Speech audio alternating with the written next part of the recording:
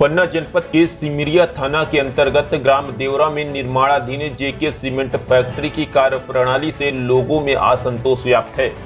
इसको लेकर क्षेत्र के लोग धीरे धीरे विरोध के स्वर उठा रहे हैं। इसी परिप्रेक्ष्य में बुधवार को दोपहर सिमरिया रेस्ट हाउस में मध्य प्रदेश कांग्रेस कमेटी के सचिव वीरेंद्र द्विवेदी के आह्वान पर क्षेत्र के युवाओं, किसानों व पार्टी कार्यकर्ताओं ने बैठक की। बैठक में मुख्य रूप से फैक्ट्री में युवाओं को रोजगार व किसानों की जमीन अधिग्रहण को लेकर चर्चा की गई।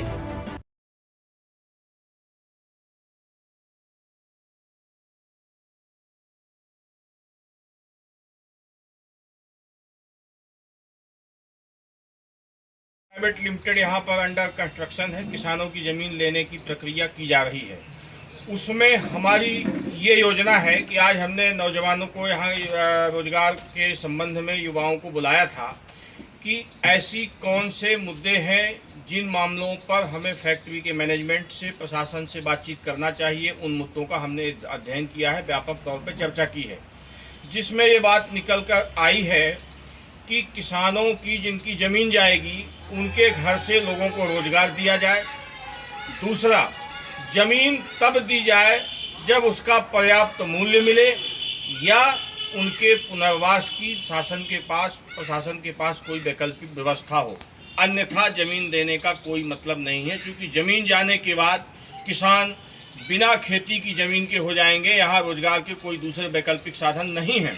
इसलिए तब तक ज़मीन नहीं दी जाएगी। किसानों को इसके लिए जागरूक भी किया जाएगा, क्योंकि कंपनी के तरफ से बहुत सारे दलाल घूम रहे हैं। उन दलालों के शोषण से भी लोगों को बचाना हम लोगों की जिम्मेदारी है। इसलिए हमने ये एक प्राइमरी लेवल पर प्लानिंग के लिए बहुत सीमित अपने साथियों को बुलाया था।